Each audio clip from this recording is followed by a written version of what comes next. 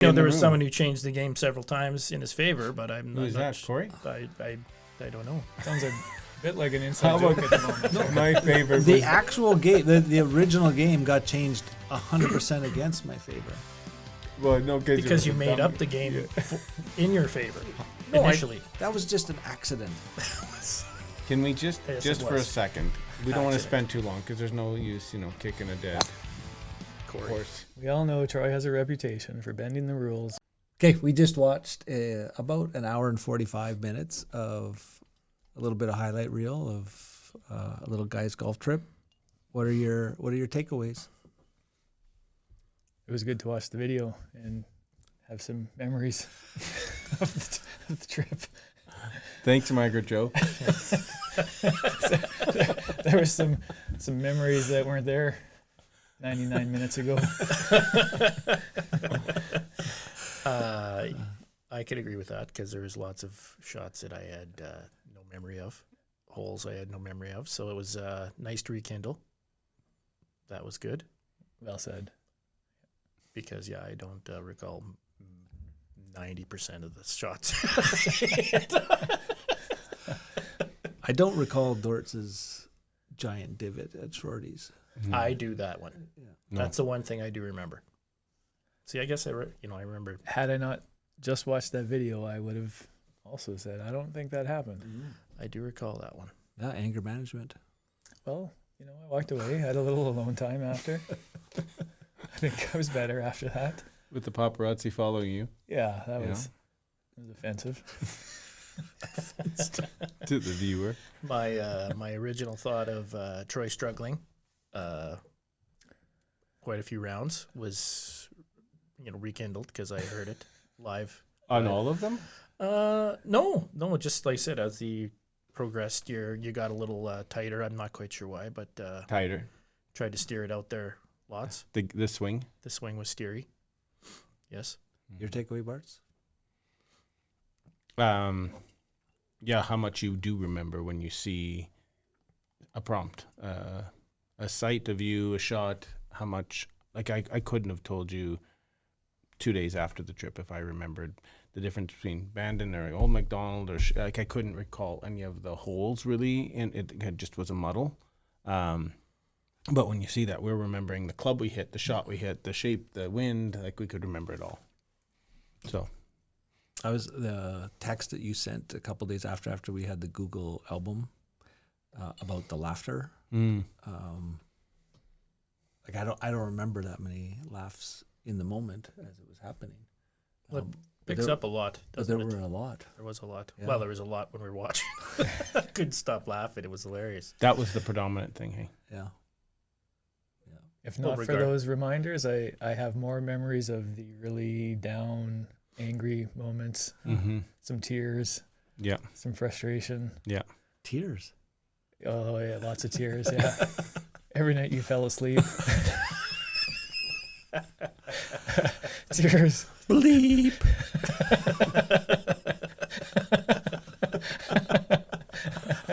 Don't go to sleep, Biggs. Not yet. Don't let the day end. That would be true. I in my mind, even when I saw my between the scores and the shots, the feelings I had about the golfing felt way heavier before I saw all the video, because the video was just all laughter, and it wasn't timed. You didn't just time the happy parts. I think that was actually what happened the whole time, is we just laughed the whole time. I know they're with me, I remember the frustrating moments more so at the end, but it was after that when you just kind of seen where you were, and I really didn't care. It was kind of you want to play good golf, but you hit a bad shot. Oh well, you come over the hill and all of a sudden you go wow, and it just everything changes again. So snaps back. To why I'm there. Yeah, exactly. And then someone else does something funny or says something funny, and it just dissipates. So if we actually just started really big picture on this, did this live up to your expectations? 100%. How could it not? Yeah. I would say definitely. I to me though, the just watching us on film, and I know what we had. Like the golf's always great, and the courses, like the courses we played, were phenomenal. But just how much fun we had was I don't know if you could superimpose that on another course or in a different situation or whatever, but that was more my takeaway of the whole weekend was just us four having fun kind of thing more than the golf piece. But golf was awesome though too. So I would say yes, in general it did exceed my expectations for sure. There was so much anticipation for the trip. The build up to it. Like it just felt forever. It felt like it was 90 days away. Some might have tried to convince us that it was perpetually 90 days away. Yeah.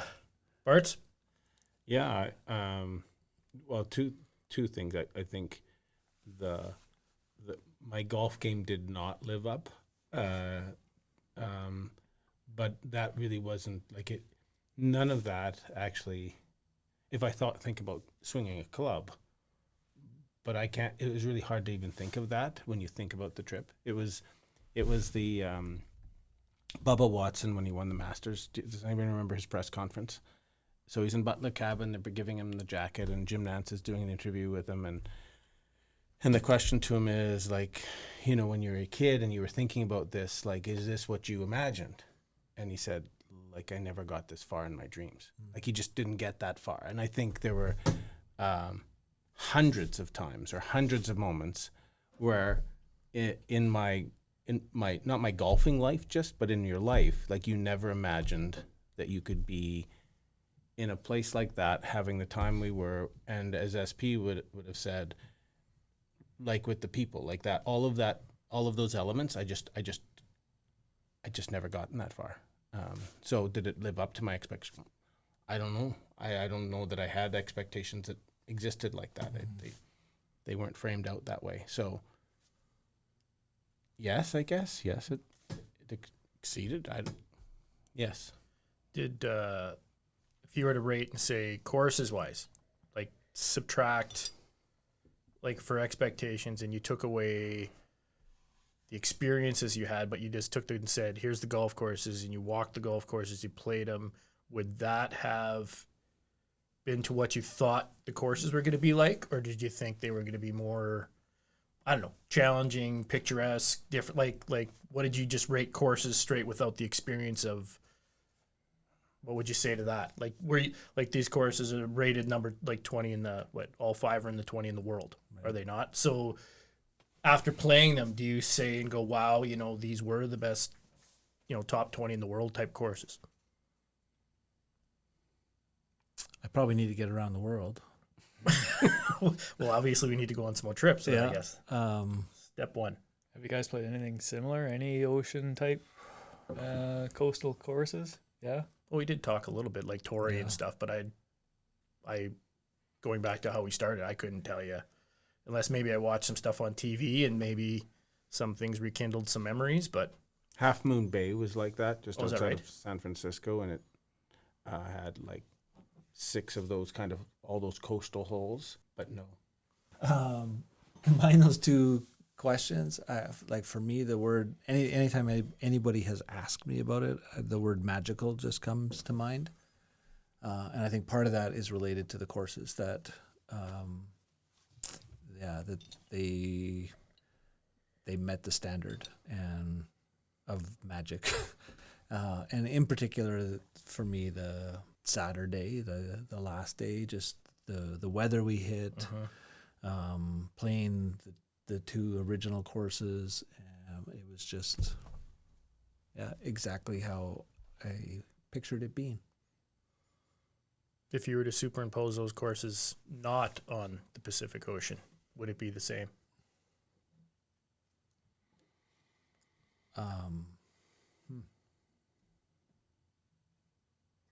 Well, I think Bandon Trails isn't on the Pacific Ocean, really.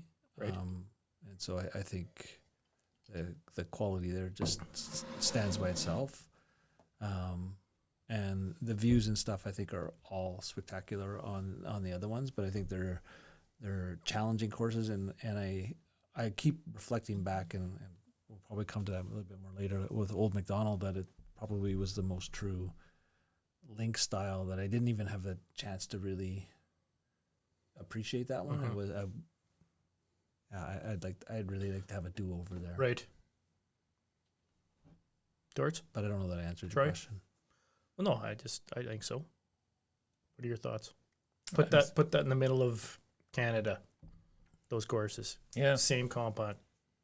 And I was thinking to myself, at least for myself, I watched a ton of YouTube video leading up to the trip and felt like I really got to know a lot of the courses. So stepping up on, some of the holes and seeing them in real life after watching others play them on YouTube, it's similar to watching a PGA event for years and years and then getting the opportunity to play the course.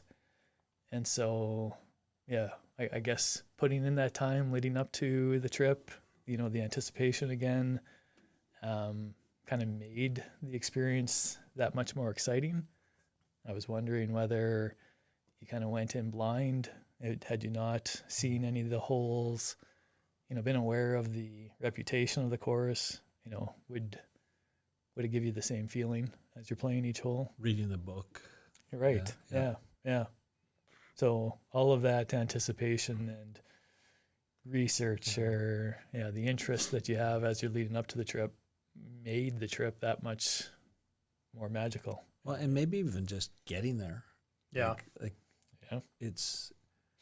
I don't know that people are going to exert that much energy coming to the middle of Canada to have a golf experience, but getting to the coast and the drive, all of the pieces adds to that. For sure. I don't think it's overused, but the word gratitude has probably been in pop culture for the last couple of years, but I would say this was a completely different level of appreciation based on the factors like we had a sense of where we were going, or it wasn't going on a trip to Europe and then seeing a whole bunch of really cool things and going, I saw all these really great buildings, but they blended together because you didn't really have the backstory. You knew it was old, you knew there were wars, you knew there were kings and queens, but you didn't really have the backstory. So an appreciation for the backstory, an appreciation for the commitment 8 months ahead, financially, time-wise, Sunday nights, and then I would say there was an appreciation that for each of us, the significance of a trip like this was not lost on any of us. And so getting there, that human element, so the golf course element, the experiential, the history, all of those things were major contributors. But the human part, that each of us had a different stake in, I called it a pilgrimage, where you were going somewhere to seek out. It wasn't just a golf trip. I think all of those things made it something way more monumental than just a golf trip. So, yeah, I think, and then of course the golf courses were just really incredible, right?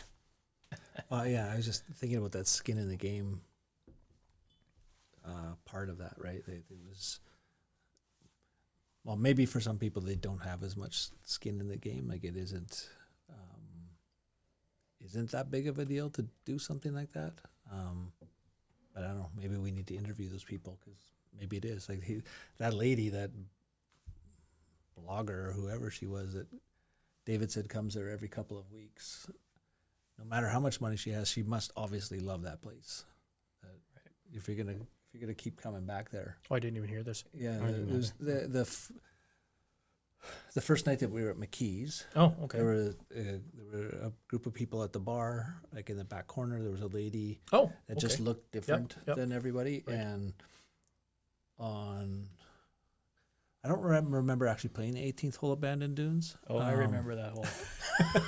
Yeah, I remember. As I said, they all blended in. Every step. Yep. Yeah, I remember seeing her. Yeah. She was teeing off on the hole next to us, and Yeah. I guess we were on 18. We were on 18. Yeah. What made that hole memorable Or forgettable. or forgettable? They put a bunker in a stupid spot. How Couple dare- of bunkers. Yeah. How Well, dare that just shows like how, like, golf is such a game of luck. Yeah. they? like, not skill. Oh boy. Just luck. And lots of strokes. Yeah. Yeah. I was unlucky a lot on that trip. Just not that hole. Just that hole, it all evened out. Anyways, that lady was teeing off. I think that was even Pacific. I don't even know if it was the same course next to us where she was teeing off. I'm sure that was Bandon Dunes. Yeah. Sure. So she hit, and David, our caddy, said, "Oh, she's famous somehow, social media, Okay. and she comes to Bandon every 2 or 3 weeks to play, and then about every 6 months she flies her caddies down to Vegas to play. What's that one? The $1,800 one. The win. Oh, Is it the the one win? at Moser? Yeah, the Yeah. one Moses. Is it Mesquite? No, It is a shadow. she flies something. the caddies there Oh. to play. So Like whose caddies? Her caddies? yeah. Whoever had caddied She has for her her own was little she- stable of Oh, I caddies, gotcha. Yeah. Her stable of caddies. Yes. Gotcha. Yeah. We have a stable now too. We have a start of a stable. We got Vern and Dave A thoroughbred and a and Vern. Yeah, that idea. If you remember, Dortz won't know this because he was in the league at the same time we were in that rec league, but he was actually chopping down people on our team. Yeah. But when I'm not gonna bite. a couple of Mighty pros, Mighty Casey. yes, when a couple of the pro hockey players came back to play with us, it was a hard adaptation for some of them. They couldn't quite get the idea of what playing rec hockey was like. And we had, at that time, we had a website, we had a daily, we had a bit of a blog, or a bit of, after every game, a game report, and it was we kept stats, and we had player profiles, and it was really quite something. But it was internal, right? And we Did I make my way onto You your probably were internal on there. blog? we'd have to check blog? the scooter. yeah, and people would sometimes not show up, and one of the new guys who was a pro, he was frustrated, and we would say, well, like, how come you're not showing up, or you canceled like 15 minutes before, and he was going like, you guys are playing rec hockey. And so when we would drive together, sometimes he would go like, I don't understand this, and he was a little taken aback that a bunch of middle-aged guys were taking hockey so seriously, and I said, oh, like, we're not taking hockey seriously. We're taking the people in that room seriously. Like, we're taking our time and the value of our friendship, and like, we value that so highly that if you're not going to make it, you have to. Yeah, and we don't actually care if we win or lose. We're good. We win all of our games mostly, especially against some of the Choppers. hacks. But I said, this is about taking your team seriously, or the people in your life seriously. And when I think about this trip, people, if they were to do this, to get out of it what I think we did, they'd have to take all of that seriously. They'd have to take the people who they were going with, what their needs are, all of those things, not just the golf, not just, I mean, it's a huge commitment in lots of ways, but that's what I think that put this trip into a different category, I think. Well, I think that goes back to like what I was saying is who came. And that's when you keep asking about, who do you want on the trips? Who do you don't? Like, I mean, you get the guys who don't take it as serious and, get drunk and lay in a sour all night long and hardly make it out for the first tee box like myself. But anyway, that wasn't on this trip. No, this was on a different trip. That was a different trip. But you made it. I did. But that's this one, it was, like I said, it was a commitment to you guys in the trip. And it was, you needed to get up and Finish what play. you started, hey? Finish what you start. But and I think that was great. I think everyone was on the same page when it came to organizing things and just being there and participating. I think that was, you could definitely tell it was at a high level of participation. Like, it wasn't the golf participation, it was the enjoyment participation, where we all kind of enjoyed each person's game and shots, and it, you know, you didn't just kind of go off on your own. Well, you had to sometimes if you hit it in the wrong spots, but most times I wasn't looking at you, I was thinking of me, but anyhow, where you were actually, like I said, cheering people on or laughing at yourself or whatever it was. It was the whole, like, you're playing golf, but really all the stuff that was going around you was far more entertaining than the golf piece of it was. I think that's just how I felt about that. So I thought a lot about, like, if you would it be a requirement to go there and have to really love golf to do that trip, or really love doing kind of experience vacations with friends like that? Would that be enough to get you through? And what role would the conditions play in that? That would it be a bit of a meter that moved, that if you hit great weather and you were along for the ride and you were fun and you enjoyed all of it, and the golf was really secondary for you, it would probably be all right. But if the weather turned and it was a grind, would you be able to stick it out? Really good question on the weather. My recollection is the weather got better every day, almost every hour that passed. The first night that we got there, we can all remember how cold it was when we jumped out of the van and ran up to the first tee box at Bandon Dunes just to get a visual of the site, of the property, and the wind was just howling, and we all ran back to the van to put on another layer and quickly checked in, and then we were off to the preserve for the 13-hole par 3, and that was cold. That was cold, but it didn't matter. The first night we had so much excitement and energy, and we loved it, every minute of it.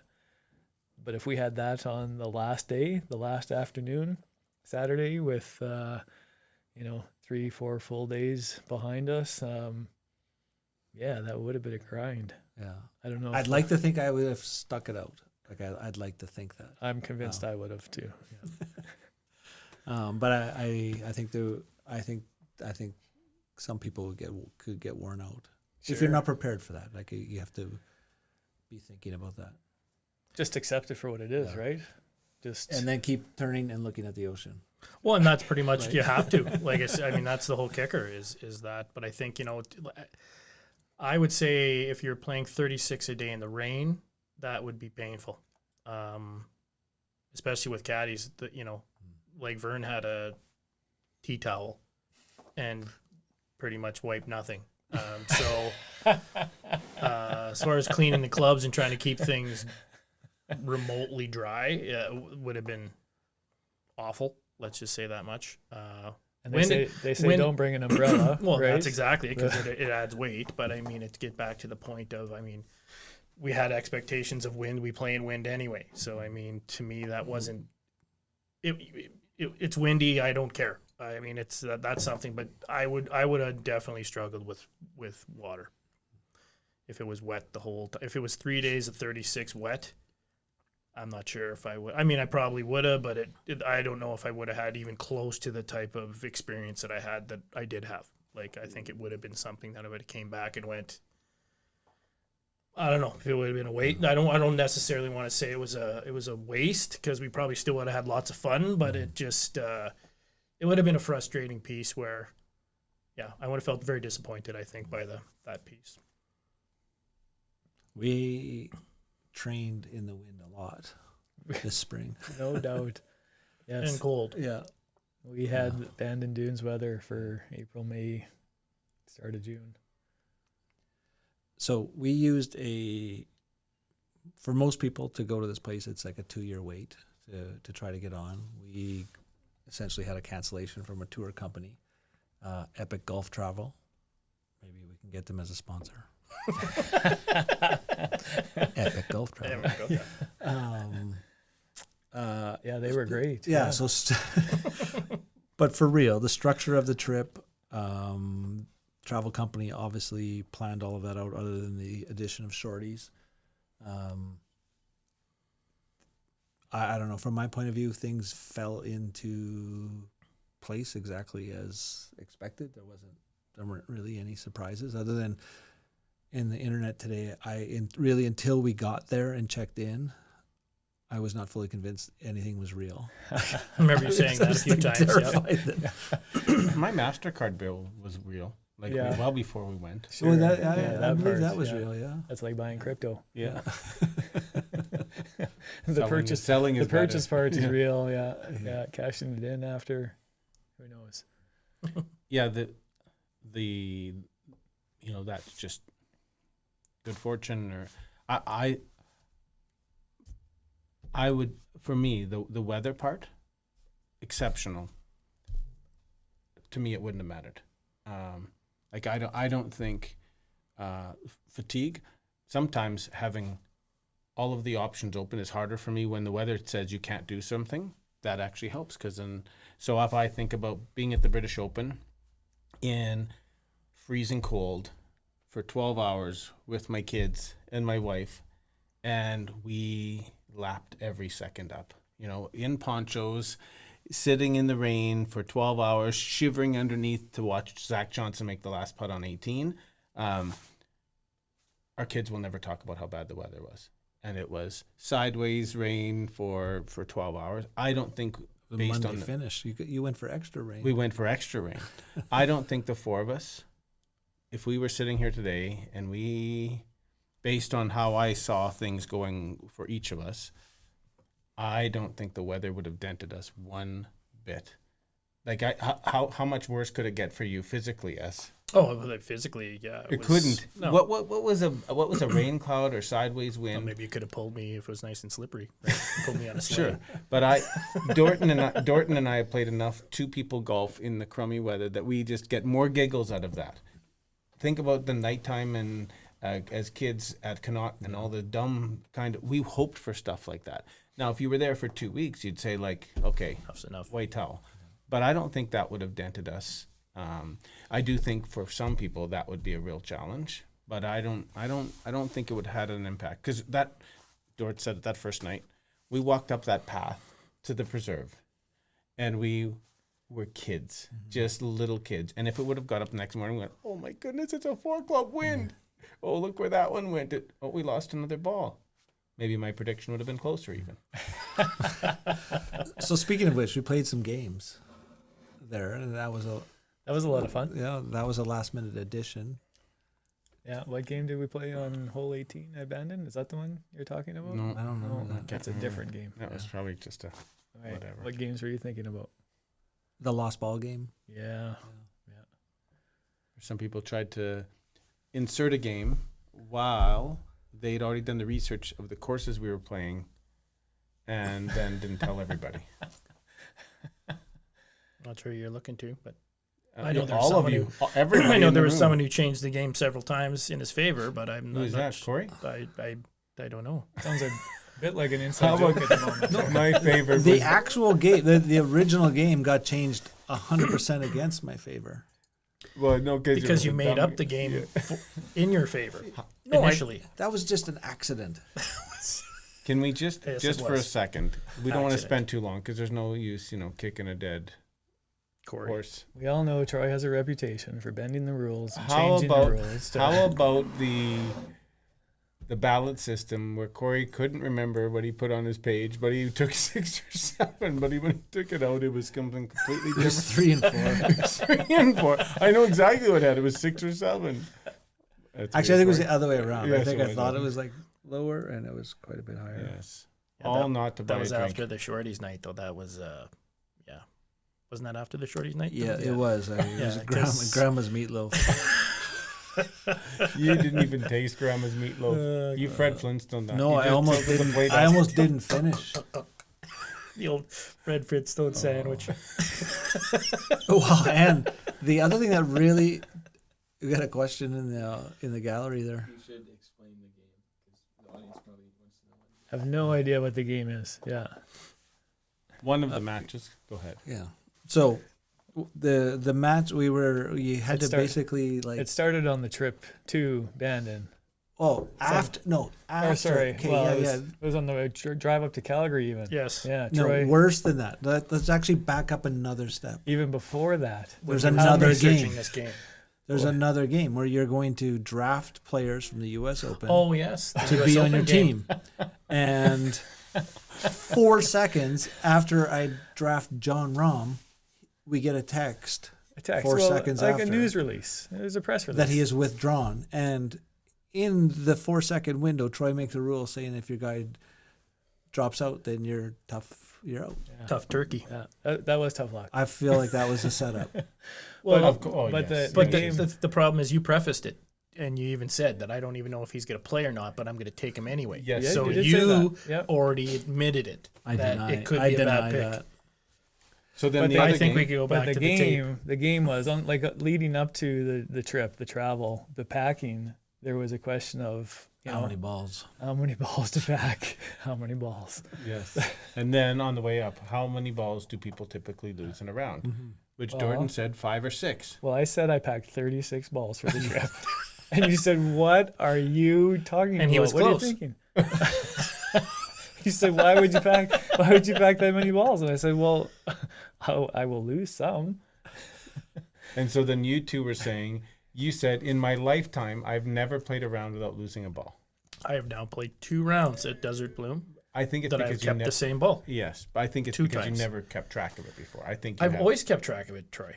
So you have how many? Why do you think I run around trying to find balls all the time? And I end up hitting, top flight XLs by the time we finish the round. And if we walk into your house, you see that that little air movement thing, that tall tower? You have a tower of dozens of golf balls, I brand refuse new. to new ones because I just You keep I- buying them. I'm going to buy more I did and it. more. I did it on the weekend in the scramble. I pulled up one, like 2 in a row. Boof, both gone. And Went then- back to my old ball that I started the thing with. Didn't lose it for the rest of the round. So in the spirit of the game, like when you bush with coins in your hand and try to guess number of coins, we decided to play a game where you have to guess how many balls will get lost in the round total For the group. of the group. Yeah. And we'll talk about this a little bit about how we got there. But our first round wasn't at Bandon. It was at Emerald Valley. Yeah. Emerald Valley. Yeah. Correct. And we had to have a secret ballot by this point of how many balls that you guessed would be lost. And Dort's lost the second shot of the day. Yeah, we were on wide pace. open. We were on pace for 18. Yeah. 18 lost balls. Yeah. I'm pretty sure that guy picked up my I ball. think he did. Yeah. But yes, second shot of the day. So every round, then we had a secret ballot about how many balls. Now, Troy insinuated that we cheated. No, you. Not You cheated. Steve and No, Ryan, 'cause- they helped clarify that you were cheating. No, I'm not talking about How you were adding that up. that. How about you just everybody give a guess? I'll go first.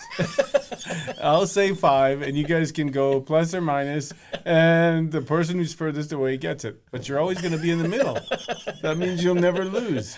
That's right. There wasn't a secret ballot for the there was first no one. secret No, I'm not. I'm talking about the second round now. Or no, actually the second day, and Where you guys had YouTubed and you knew the course we were playing. I didn't even know what course we were playing the first No, round. that Is is this helping? that the courses were wide open, and it's really hard to lose golf balls. That's what you knew. True. And And Troy I did did not- not know that. And I then didn't know that. Troy bet like 27. I or bet something. 7. No. And everybody else bet 2. No, we were a little were higher. smart. I think I No, was 3, and I think I said 3. There was 2s and 3s. I was 7, and I knew as we stood on the first tee, and I said to the caddy, "So, like, what's this card? Oh, it's wide open. You can hit it anywhere. You'll never lose a ball." And they're all laughing because you knew. But we that still this- lost balls though, so he's lying. Yeah, how many? He's a liar. How many? I don't know. What was the 2. first round? Well, I lost 2. 3 for sure. You, in Old MacDonald? 3 every round. I did. I Yeah, lost- we were higher than 2. Yes, we No. were. Absolutely, we were. You lost one in the course for sure. Yeah, I lost. I One lost 0. on We never lose a ball, 11 Troy. par 5. Which I one? lost one on 17 par 5. Well, Bags lost the ball that I For stole, sure but I there's gave couple it back to more. him, so that's not Right. necessarily Yeah, a lost ball. You he lost? stole my. I I lost stole a one in the ball. course, and then my very next shot, Steve picked up my ball. No, he found one. You I didn't found lose the it, he bunker. found it. No, what? Well- nobody would hit here. Well, exactly. Who the heck hits a ball over here besides is me? this you? Silly. Well, you guys are good players. What color Good players was don't it? hit it over there. So we lost 3. You didn't lose a ball that round. I did not lose a ball that round. So we lost 3. How much editing is going to happen here? I didn't lose a ball for the first Turner's 2 gonna have rounds. fun with this. Actually, no, first 2 rounds. Sheep ranch and I actually told Trails the first tee shot on Trails, the first ball I lost. So look at me go. And quite now a you player. come back since, and you've had 2 rounds without losing. And I've lost quite a few balls. But you had 2 rounds without losing one. No, I had one before I left, one since. So, but I've lost several balls. Let's just say that much. So the side games were fun. Side games were fun. I think we need more side games. I mean it. We need more side games. Yeah, risk reward maybe. So we go Because whatever. we How need many to holes we eliminate play? the actual golf stuff, and just that's the only way I win money. So as these side games, that's why I like the side games. 90, 103, 121, 140. We played 140 holes.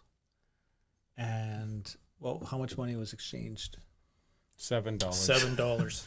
So we all put in 130. We each put in 130 to bet. Yeah. So there was $520 in the pot, and by the end, SP won $7, and I think I lost $7, and you two were kind of in the middle, Closer, less than $7. less than $7.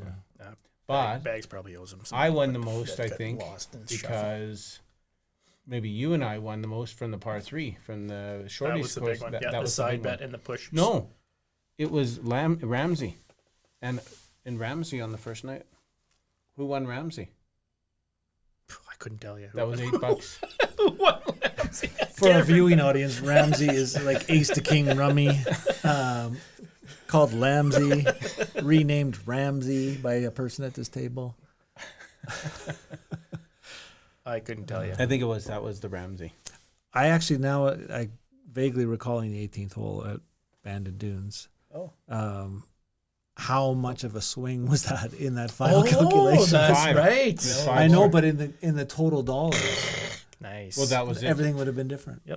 Yeah. One hole. Well, because you guys, 5 strokes you picked up, Yeah. right? 2 birdies, Yep. Two 6. net birdies. 2 net eagles, Net Eagles. Yeah. Both Eagles. 2 net eagles. I was bogey. I bogeyed it too. Yeah. that's So we six. were, It's a 6-stroke swing. and we didn't get strokes. Yep, Correct. 6 strokes. Yeah. Smashed you. David told me, U.S. amateur, that the guy hit it in that bunker. On the front one, yes. That's right. Yeah. So we were losing by 4 strokes on the tee. And Yes. 1 by 2. 71 by 2. That's Good job, clutch. Steve. Good Shame- job, Ryan. It was a shameful. Fist Oh, it's bump. coming back to me now. Fist pump. Yeah. Domination is what that kind of Fantastic memories, it was. See, stuff like that I remember. That's good memories, right? for sure. Some of the other stuff where I lost money or hit bad shots, I just want to put it out of my mind. Beautiful ocean, though. Beautiful ocean. It was in my Zen garden. There you go. Bad shot, Zen garden. So we fly Calgary to Eugene, get in late Tuesday night, get up early. We rent a car and stay at the hotel in Cresswell? Cresswell. and basically next door to a golf course, Emerald Valley, which is the home of the Oregon Ducks. Mm-hmm.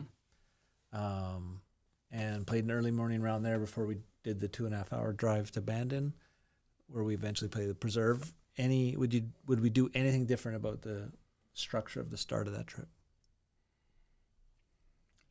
Charter. Charter airplane. Charter. Calgary to Coos Bay.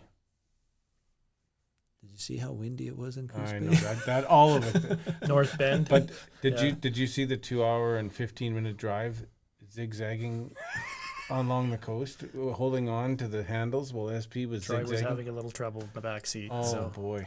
I drove a little fast. The front was But- fine. It Oh. was. How are you feeling back there? Well, the first thought I had was maybe a different driver or a different vehicle or something, but it was. What the heck?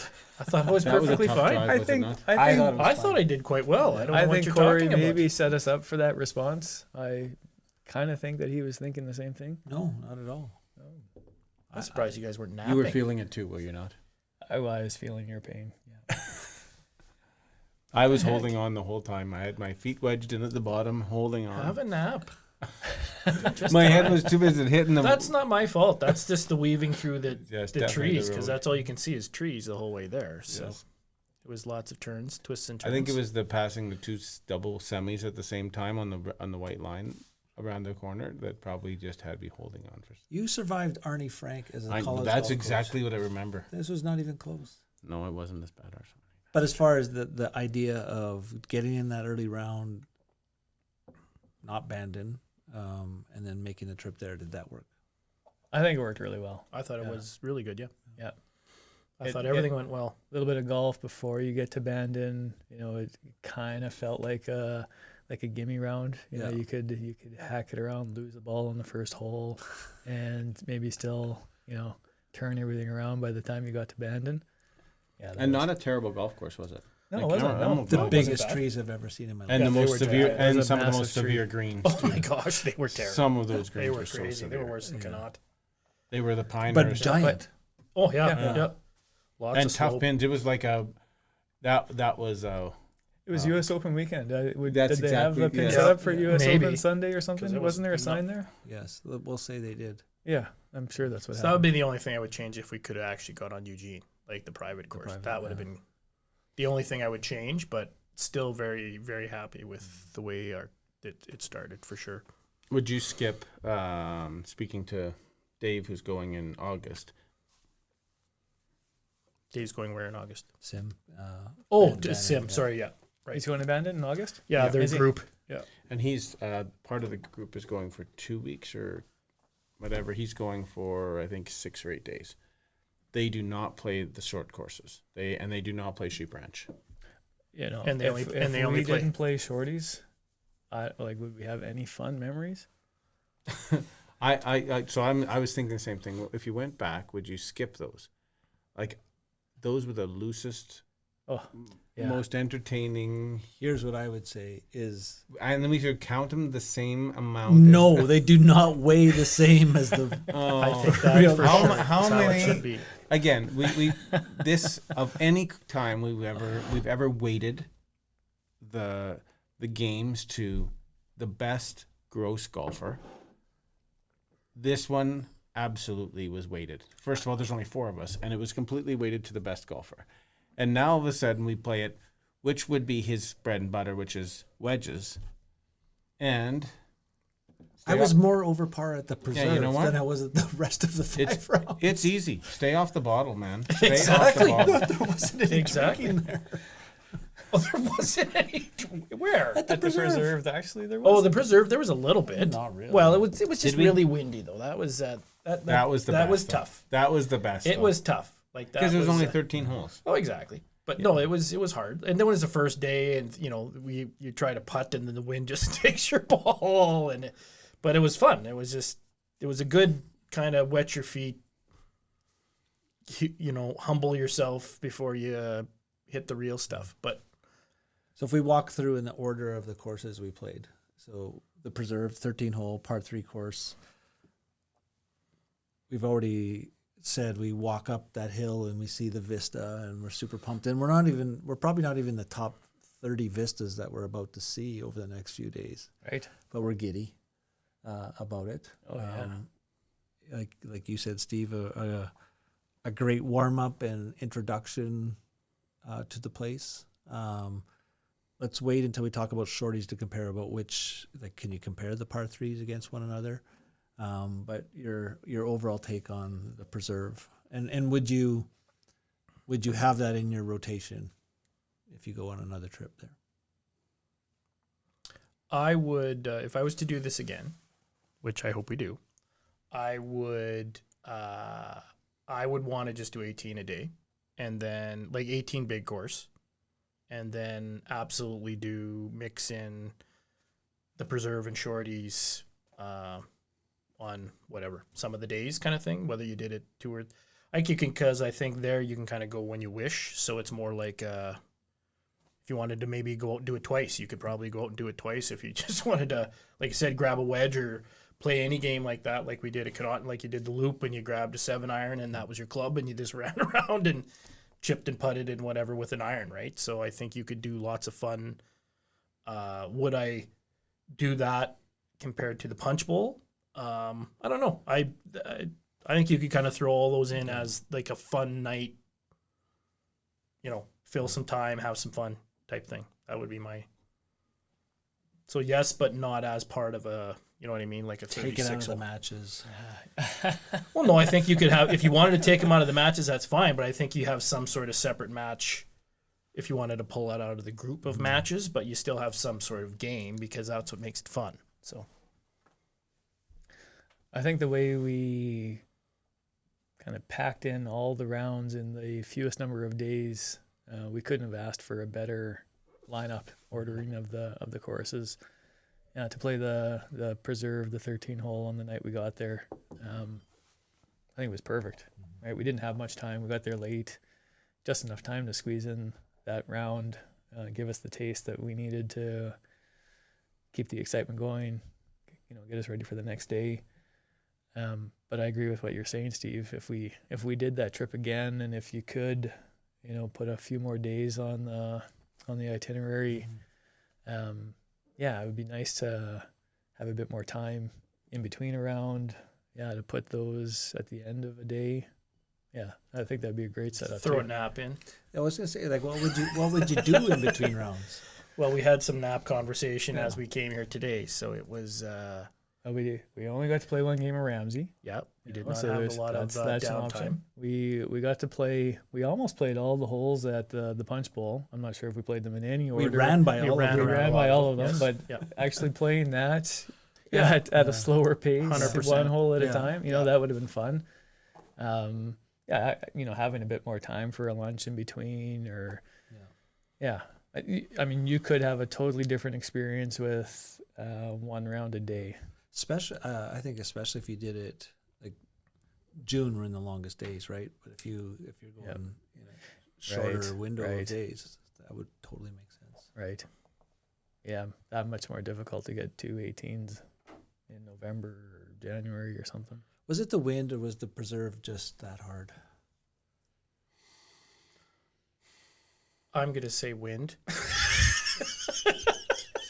You should be able to hit a 50-yard shot pretty straight, I would right? think that, but honestly, my level of concentration was next to zero. On the first night? You'd driven all that day. Well, that, and it was just my excitement and then it was just kind of, my care level of golf wasn't really high. It was more We're here. just, we made it. Like, it was like, okay. And then, like I said, you got up and you were seeing all this stuff, and it was ridiculously windy, and like I said, your ball's blowing all over the place, and you're seeing people in spots that maybe they shouldn't be, and it just kind of had a life of its own. It really, I don't know, like for me, it wasn't a matter of, obviously trying to hit good shots, but was I taking the time to really concentrate on hitting a good shot? No, not particularly. So I think it was like that wind on that course. I think it is incredibly hard. There's not a lot of room to miss. Yeah. And I think truthfully, you go there a few more times and you learn how to hit a 300-yard or a 300-foot putt. I had my 140-yard drive, or like one from the fairway, which I wish we got on tape. But I mean, that's, trying to putt something that large is just, I think that was a humbling experience. Let's just say. Because I'd like to actually have all of our putts on tape, that you actually seen how many that were questionable. Let's just say that. Like much. an AI that counts putts. Yeah. Oh boy. Yeah. That was the preserve. Yeah. Old MacDonald. Bart? Oh, Bart didn't comment No. on the preserve. Yeah. Still waiting for Troy to kick in here. I was thinking about the SP's part about 36 or 18, and in a different lifetime when I was teaching high school foods, and I'd taken a group to a culinary institute for the day. And on that day, besides touring all of the places, the different training areas, they had their second years spent 6 weeks where they would 3 times a week they would put on a demonstration of what they'd done for 2 years. And the food was 5-star food or 3-star. I think it only goes to 3 in food. The bear taught me that. And so I'm taking this group of knucklehead high school kids to Calgary for this tour, and it's impossible to get in. It is booked for months or years in advance to go for a table of two, and I made friends with the head person and at the seat, and they said, bring your kids here. So the whole idea of going to this place was you're going to see foods that you've never seen before, but they don't make it en masse. They make them in small batches so that you see like the things that you haven't seen in small doses, and you can't go up and load your plate.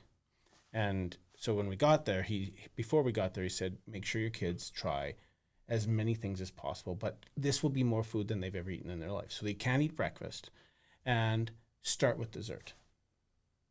And so I said, what do you mean? He said, well, like, you will see things that, like the creations that these students have made, they are showing off everything that they know. And so we get there, and for an hour and 45 minutes, we are trying to appreciate every bite, but you're just constantly going and filling your plate again with, and you're never taking a lot of, so you might have just loved something, but you're not going back for that because there's just too many other things. And so I think of this trip very much like that you're not going there to temper how much you eat, and you are starting with dessert, and you are just filling your plate, and you can't actually eat that much, but you just have to keep doing that. So I know to play better golf and to appreciate the golf, I would have appreciated 18 holes, sleep in a little longer, do all of those things, but to go there, it's like that buffet.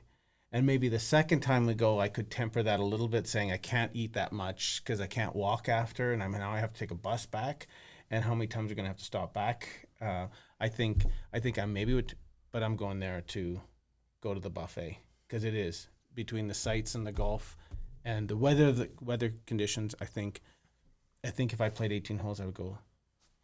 Fun to play Ramsey, but what are we here for? Am I here to play cards, or am I here to play another 18 holes? So for me, I think because you could, like I said, it's not Sure. that you couldn't have some days of 36. It's just maybe not every day of. Sure. You know what I'm saying? Like you. yeah, my every golf other game would have or- been way better. My Yeah. temperament would have been way better, and I would have hopefully slept better. Yep. All of those things would have been way better. But I don't know if I'm going there to do that. Well, but you also had an epiphany about sleep. Sure, and that's How's changed. that working for you so far? I manifested better sleep. Nice, good for you. I need to manifest better sleep myself. Yeah, slept through the night again last night. Probably about 80%. Wow, good for you. 80% to 60%. 65%. 65%. 80% to 65%. So Old MacDonald is the tribute course to C.B. MacDonald. If you read the book, you learn all about all those courses on the East Coast. It's got a road hole. It has tons of tribute holes. It was our first big course experience there. It was breezy. We just met our caddies. We were slightly late for our tee time. Just on time. Just on time, yeah. Let's talk Old Mac. I will forever remember the ghost tree as part of Old Mac. Yeah, kind of leading up to that and be able to see the ghost tree on the first hole, and yeah, it was another really fun start to the full size courses. We talked about the preserve and the fun for that, but stepping up on the tee and seeing the tree and having a wide open fairway to not lose your first tee shots. Fantastic. Yeah. That's just the first few moments. It won. It had me at hello. It had. She had me at hello. Oh, I think it will, because we captured it on video coming up that rise on, was that 6 or 7? 7. 7. Yep. And you get that first ocean view. And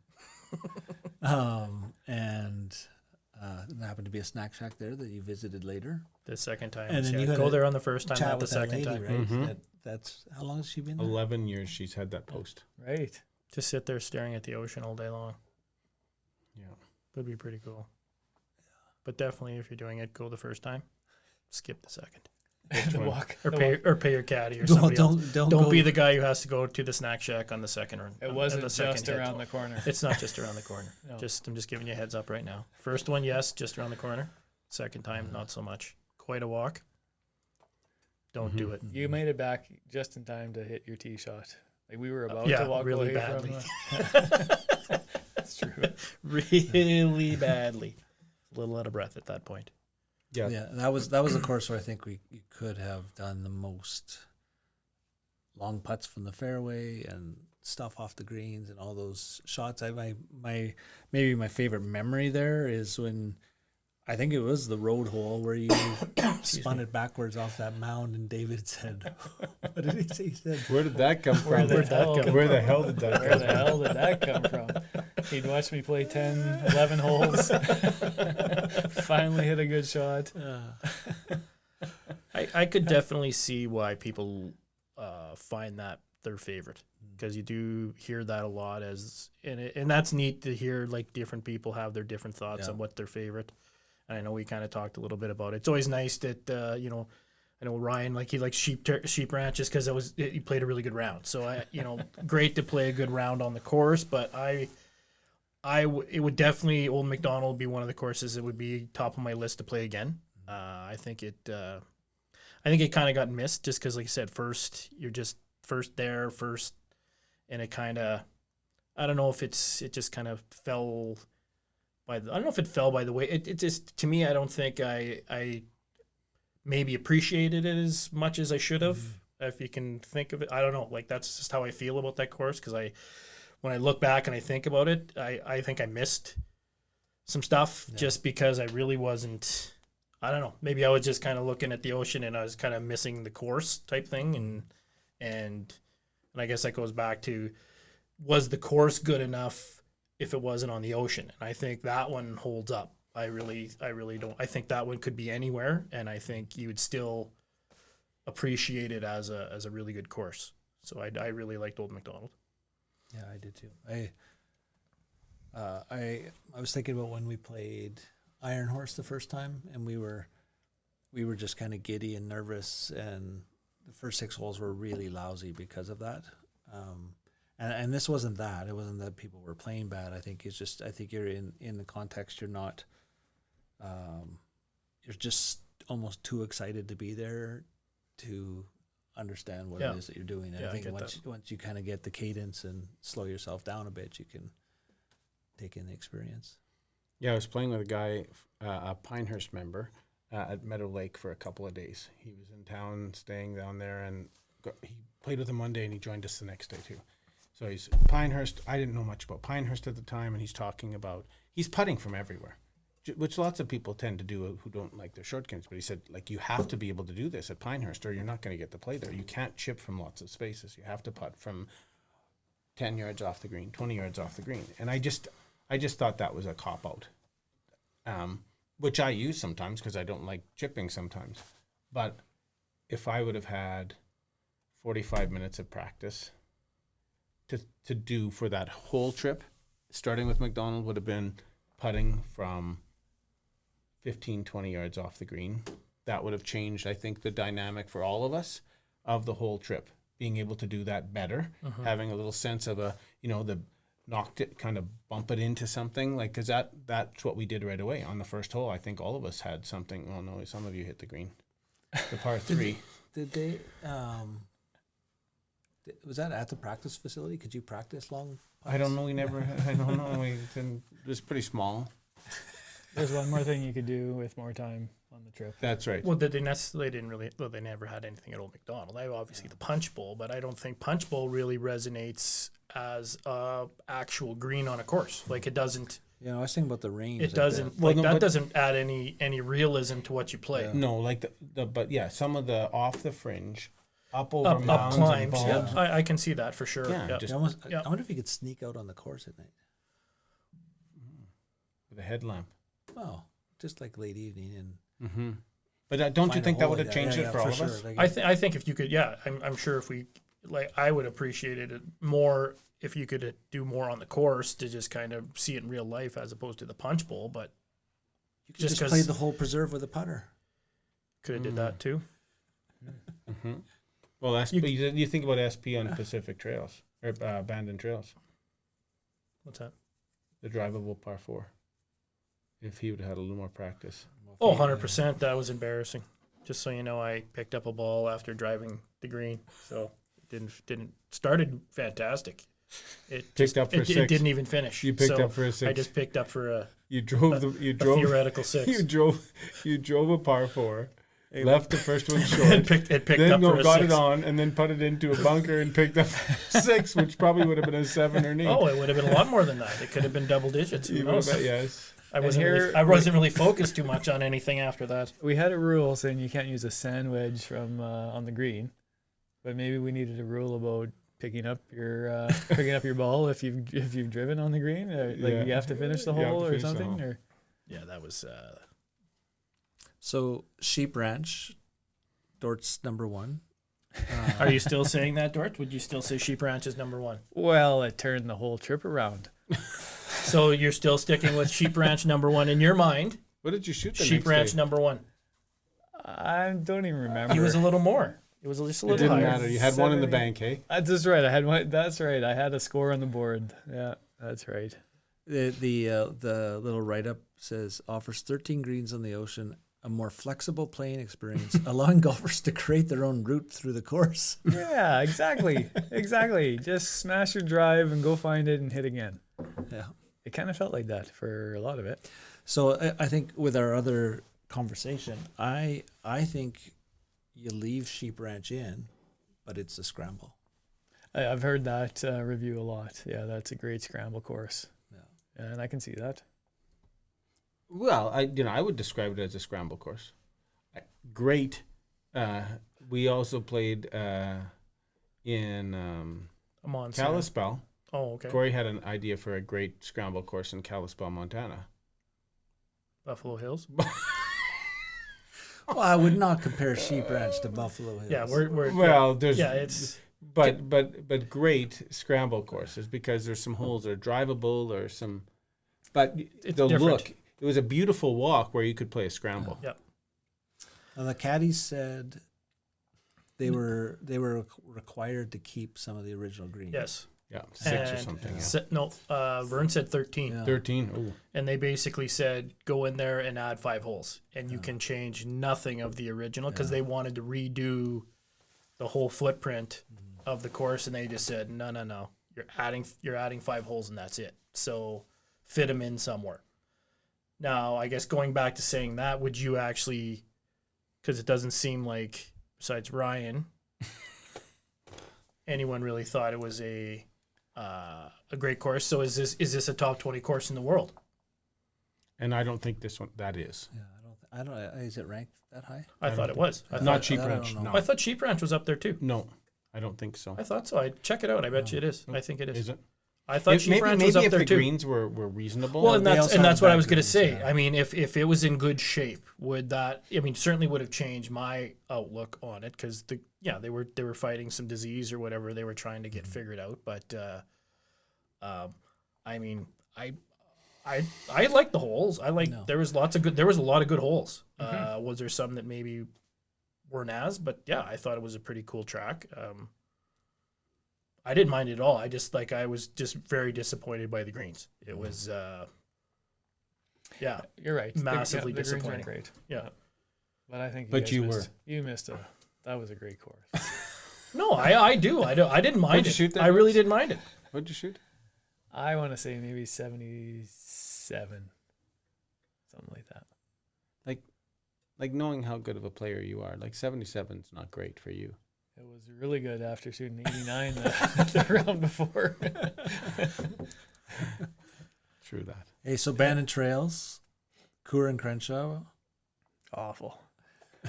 Awful course. Another 89, I think. But one of the best highlights, memories that you will not soon forget. 18th hole, having one of us at this table hit a shot, an approach shot off the roof of the clubhouse. It's so disappointing that I didn't make that. And got a standing O. I know. Yeah, everyone Awesome. on the patio stood up and was Gave me a cheering. high five, hit a good chip, 4 feet, missed it. Yeah, That was so disappointing. Couldn't convert. it was conversion. very, I was pumped. I was ripping off the roof. That was awesome. No, it was a good course. That's when that was a frustrating, frustrating day. I think as I said, that's I don't know if it just kind of my knee started to hurt and shit, but I don't know. It just, that I think that course, you play it a few more times and it changes. The more you play it and you kind of understand it a little better, because I think there's different ways to play it, I think. But Barassa was of the mindset that for those of us who've gotten to play lots of mountain courses, right, Canmore, Montana, that kind of stuff, that Bandon Trails doesn't land in the same way if you've had those kinds of experiences versus if you're someone who hasn't had a chance to play a course like that. And so I guess my question is, does that make us underappreciate,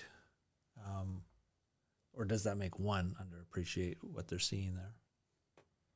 I would say yes, because that's basically one of the reasonings that I didn't find it as good as the others. I find it was a good course, but to go out there to play dune style links courses, that didn't fit my model of what I was going out there to play. Because all the caddies, everybody was like, "This is the course, the best." Yep. The players, the caddies were good golfers. I think it is a more challenging course, and I know personally I struggled.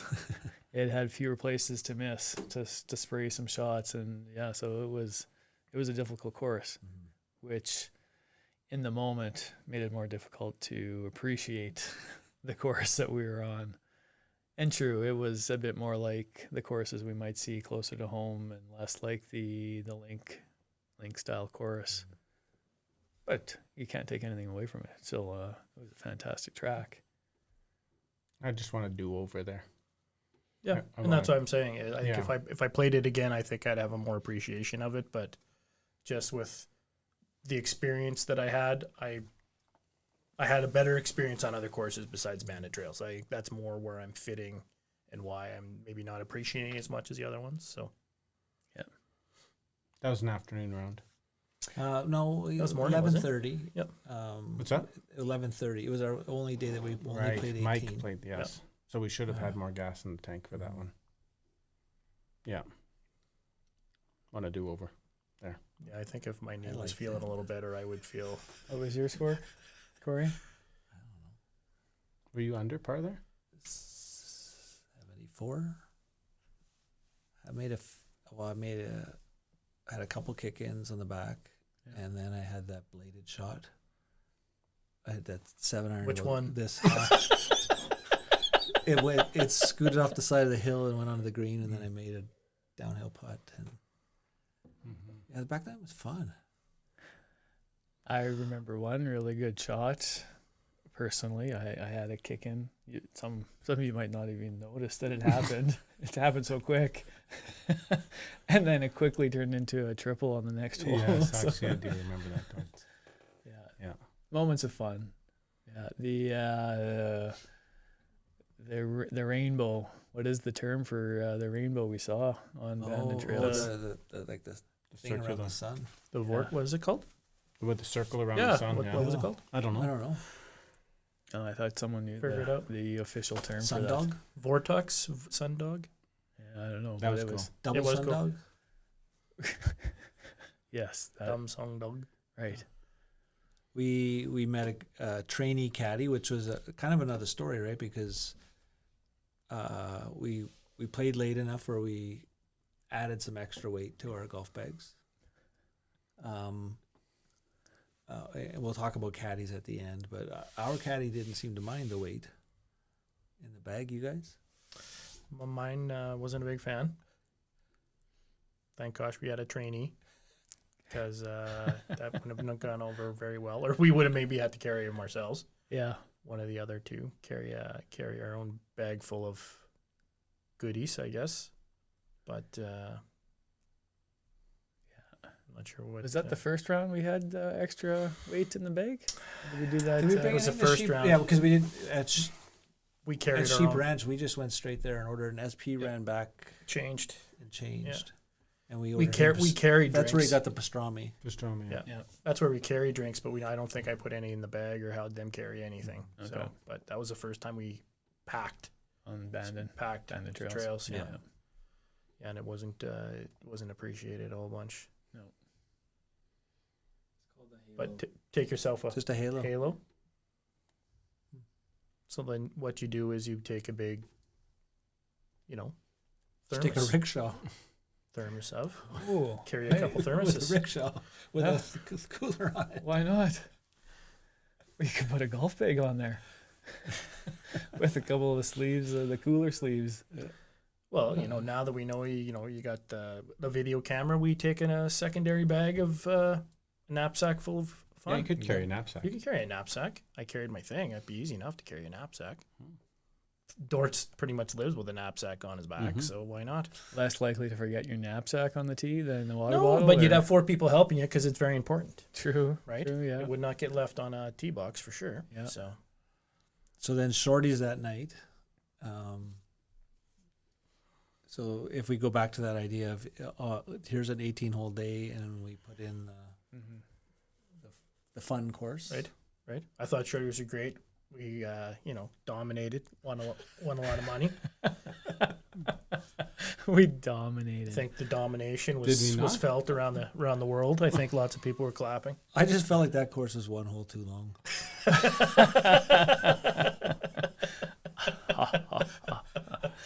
But you maybe. tripled number 2, I think. Yeah, that's the hole. Yeah, it wasn't 19. It was 2. That was the problem. I gotcha. Yeah, no, that makes sense. No. So what was the question? I love shorties. I thought it was fantastic. So it was. It was the most fun we had. Yep. I think that was a blast. That So- round right there. Mm-hmm. Like in terms of the golf course, you probably could make it like a 15, 16 hole course. Like it was like they They tried fit to in squeeze in a whole bunch of holes at the end. Yeah, I'm not quite sure why that too. Mhm. Yeah, I'm sure they could have changed. Yeah, it. like a couple 50-yarders Right. Yeah. aren't really holes. I get the idea why Right. you would, but But I guess relative to the experience of being there, it doesn't really matter. Like we were out, we clearly were out there to have fun, lose money, do dangerous things like stand on the edge of sand dunes. And Troy was really worried that you might I don't not. think that was dangerous at all. I think that was reckless and on your behalf. Well, for Troy, it's reckless. For you, who Oh, you know, well, is an athletic specimen, that's Yeah. different, right? That's just standard. No. That's every day, right there. No injury history. Nothing. Nothing could go wrong. Zip. I think that would be something cool, like when Troy talked about, like if you could play that as a practice-y, like Yeah. a practice facility every day. I think that would be phenomenal, where you could hone your short game skills in real life, kind of thing. So I think it would be very cool that way. But I think it's a 4-club course. Right? You carry Yep. them in your hand. You don't Yep. need to take a bag. Yeah. You should take a couple extra balls for some people. But you could take a backpack with Yeah. a few drinks and a few extra golf A balls. fanny pack. Yeah. did you hear that guy who's telling me that there's actually a new bag? It's like it's called a kangaroo bag or something like that, where it actually it's a magnet together. So you actually, like, your driver and stuff and all that, so your longer irons are in one, and then all your short clubs are in another, and it actually just pulls apart. You ever heard I of think those there things? might be a sponsor of this show. Well, there you go. Could be. Kangaroo. Remember Scott Johnson had that? He did. That one where they put the clubs in head first, Yeah. and they clip in, and it looked more like a newspaper cart. Yeah. I don't think it was popular amongst the juniors.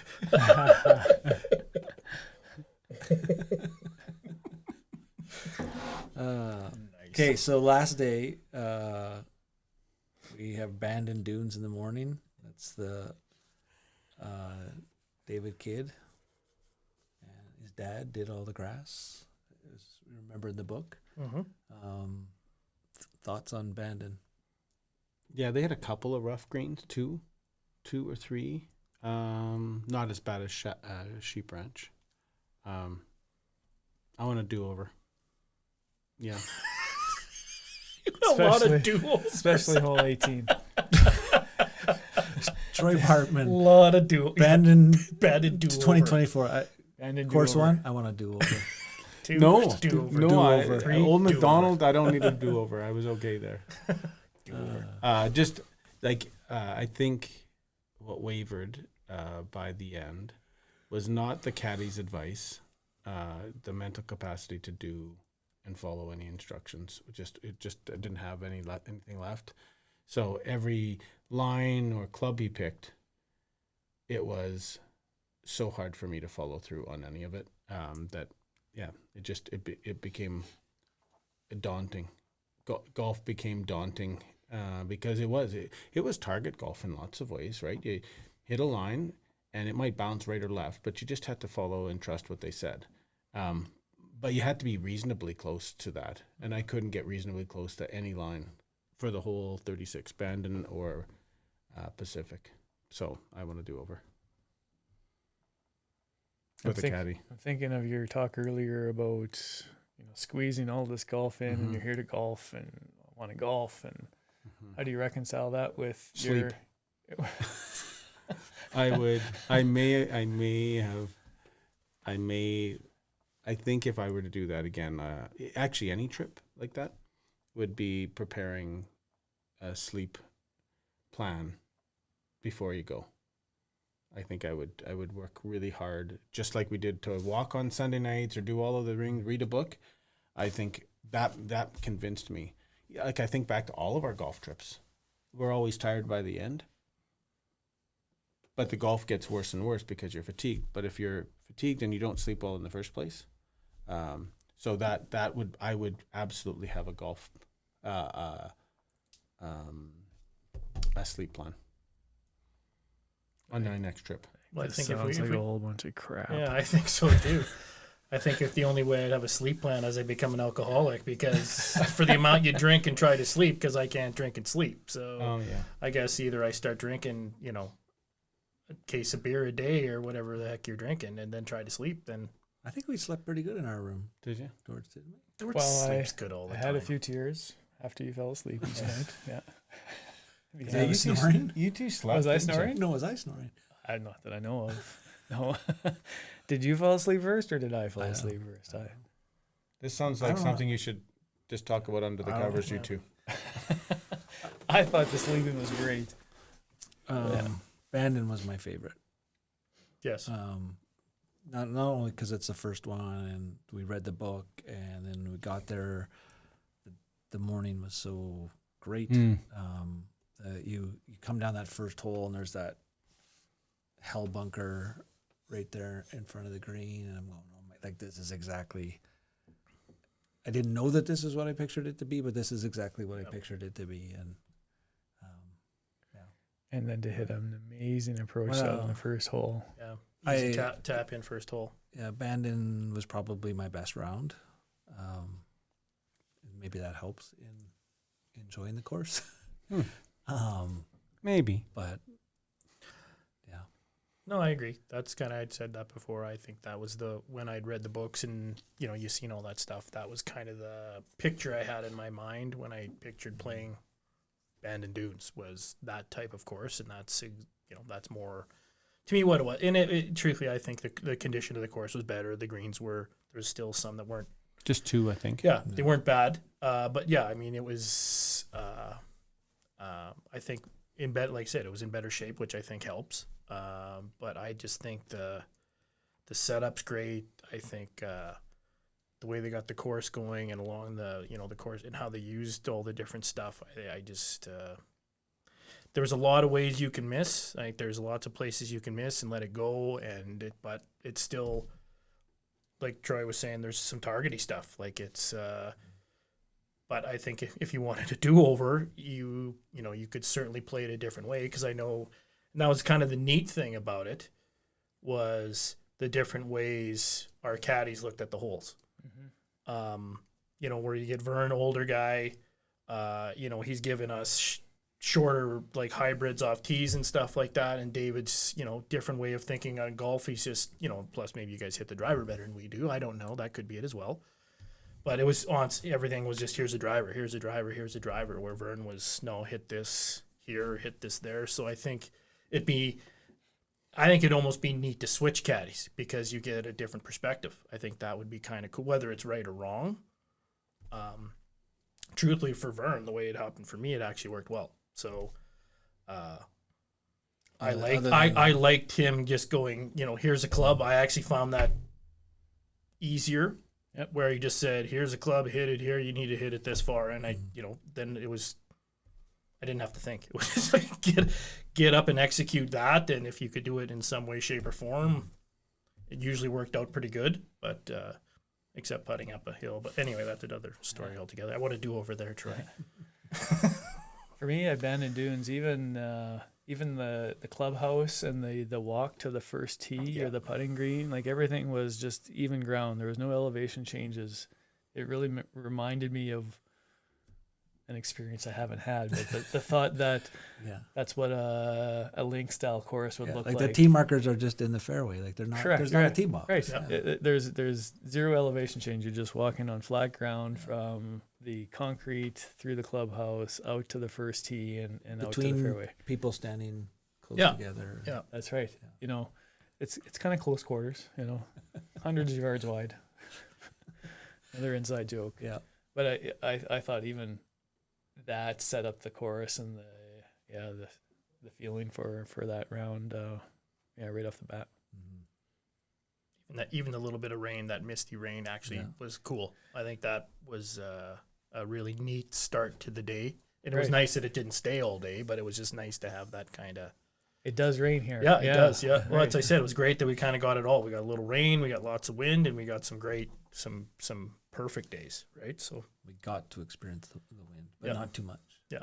Yeah, I called my brother from the putting green, and he could just hear it in my voice before we went out. He was saying, like, I'm just so excited because I can hear how excited you are to go and do this.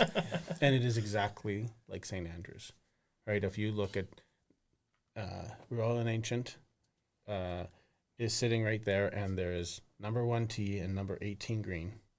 And that's exactly what it looks like. It's that same field, the same clock tower kinds of things. Yeah, the clock tower. And it's just, the putting green, the tee box, and the green and the fairways all are identical. And you have to really look to see, is it a tee marker, a flag, a putting green? That is that scene walking up to Bandon tee. Right. And that's just exciting. Yeah. Did you guys come across the starter from Shorty's from the night before? The starters from Shorty, we ran across him on the Bandon Dunes course. Oh, he was out. He was like, was he at a cart? Yeah, he was out on the course somewhere. Yeah, he was talking to the marshal. Yeah. I think that was, I can't remember what hole that was. Did he stop and talk to you guys there too? No, not really. No. But I recognized him. Yeah. I was maybe a bit behind you guys, but he stopped and he said, "You were the guys from last night." And then he stopped and said that his nephew had got a hole-in-one yesterday or something like that. He was telling that story and how excited he was for that. And, just another kind of a neat memory from. I thought he was going to give you crap for digging a hole in the 1 tee box, but, whatever. That was somebody else. Uncalled for. I don't think we ever did find out who that was. Okay, Pacific, last one. Another favorite. Do-over. I'd like to play it healthy. Just hole 17. That's the only do-over I want on that course. I'm glad you guys can't recall. Oh, yes, you were doing so well, and you hit it into the front bunker, and then you skyrocketed it over the back. It was a 220-yard par 3, I think. Dortz hit 6-iron. Oh, yeah. Into the front bunker on the left.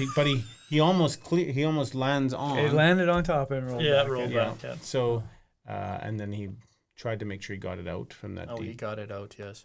Got it out into the gorse. And so... Took a triple. Well, Corey held up the flag again to the camera with a big 6 on it. That was it. Did you do that for that one, too? Oh, I was going to say. Yeah, same score, though. Yes. Well, it would have been 17. Yeah. Pretty close to the same score. What was it? There was a par 4 at the end, dogleg right. David gave us hybrids to hit. Oh, sure, yeah, and you could drive the green. Yeah, well, the guys behind us did, and that was the only one. I wish I would have known that hole. I would have tried something. Because you could have hit an iron. I think I hit a 5-iron or something, or maybe a 7 or something. Yeah. Well, there's different ways to make birdie. You made birdie there, didn't you? I think we could look at the scorecard and see. There's only one way to make birdie. Is there? Drive the green.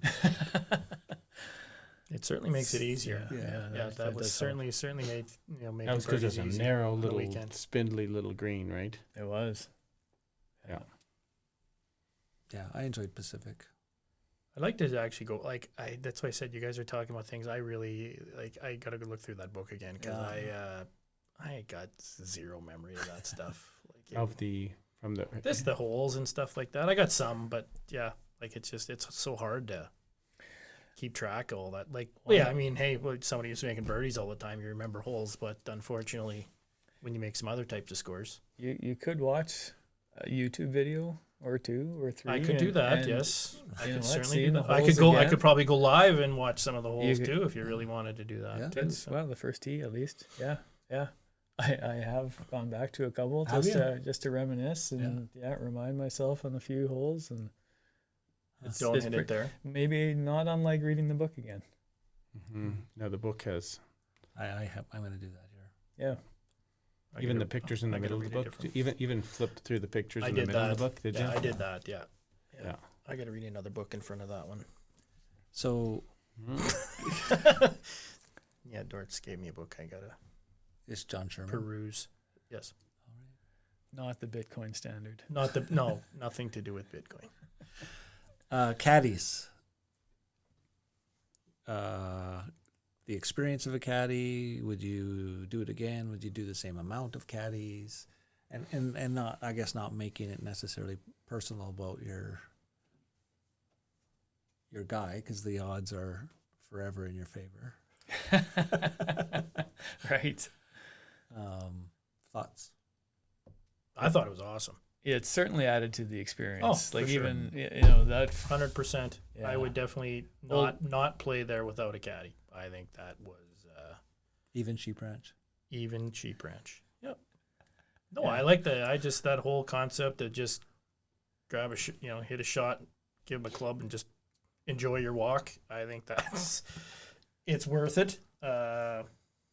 If you can afford it, I guess that's the other kicker too, because it's obviously not inexpensive. But I think you lose. I mean, I guess you could get sick of it, but I imagine the only time I'd ever do it is probably somewhere like a course like that. Yeah. So, I mean, if you had that experience all the time, you might get tired of it. But for the amount of times I'm probably going to ever do it in my life, absolutely, I think it was awesome. Even like the two guys were different guys for sure, but neither were offensive, right? Like, I don't know that they got along. I don't think so. No, they did not. They didn't talk the last 2 full days. Yeah, I don't think they appreciated each other a whole bunch. But even your guy, I'd have taken him. He worked. Yeah, he worked hard, and that was the difference. It was a guy that this is kind of my life, as opposed to a guy that's just kind of in transition in his life, right? Mm-hmm. So, just doing it to make some money, right? So it's like I said, it's certainly a different perspective on it, and I that's the one thing I really enjoyed about Vern. It was like he tried to make it a true caddy golfer experience, right? So I thought it was really good. I mean, if you just carry our damn beers, that would have been better. I've thought about it a bit more after the fact as well, and there were a lot of moments, not just a few moments, maybe a lot of moments where I would get frustrated with Vern and feel like I wanted someone else to be out there carrying the clubs. But I think that golf is a frustrating game, and you have those moments where you might swing at the ground a couple extra times and maybe take a little bigger divot or something. And I shooting the messenger. Right. I don't know that anybody out there wouldn't have brought some frustration to my game or experience at some point. And that's just, for me, that's just myself, frustrated with a result and trying to place blame on something, because it can be me. And Vern was the one that received some of the blame. So would you do caddies again? I think I would, yeah. So you think you would? You would. 100%. And you? Me? I think I would, but I don't know that I need them all the time. But I really enjoyed the idea of, like you described it, kind of that walk in the park. I think that was awesome. Right. And you can't know. Well, I guess you can if you watch me in the video pushing my rickshaw around Shorty's where I probably took just as many shots. I look pretty tired. So you can't know what the impact would have been of doing that. The two biggest things that I was thinking about were how David adjusted to us as we went along, not only our games, but just figuring out the camaraderie of the group. And I found myself lots thinking about what is his perspective, or what is his and Vern's perspective.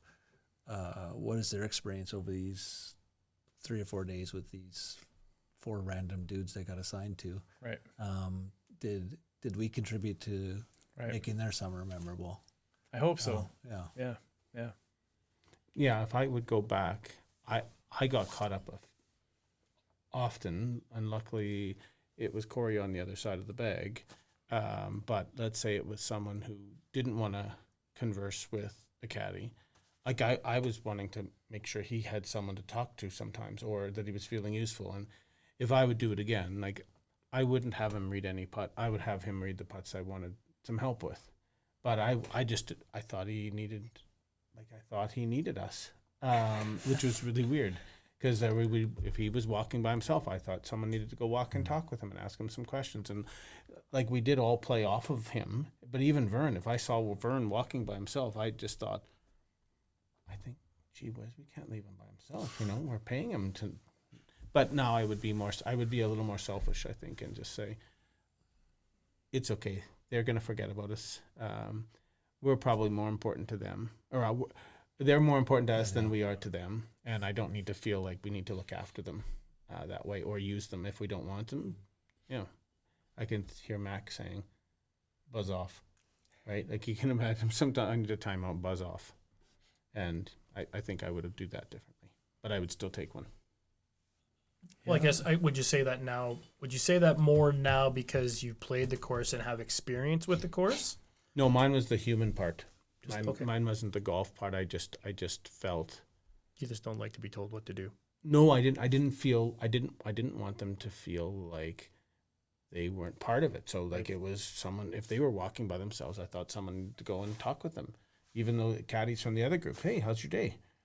I just thought, well, they're out here. They better be enjoying it. We should be contributing to helping them enjoy Did this. you watch that group behind you? I know, and I was going, but there were times by the end when David would come and read putts, and I was going, I don't want him to read my putt. I just want to just go and hit this putt. I can figure this out. Good of a green reader. Who, David? No. Well, it's hard. I mean, even truthfully, to caddy for someone like Ryan would be harder. Just because holy cow. Because shots where fired. If you got if he here I'm going to hit 60% of a 5-iron and it's 120 yards.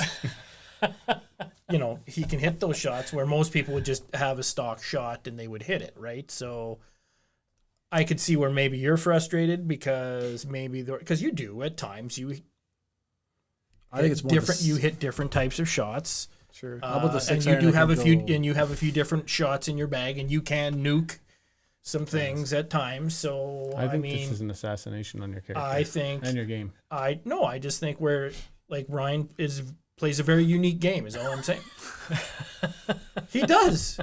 Because he can hit it farther and shorter, and he has to hit different types of shots. Because are these intentionally shorter and longer? I think some of them are intentional. I think some maybe not so much. But it's there's sometimes some. He can hit it some right. There are sometimes some results that aren't favorable, but I think the thought process is there. So.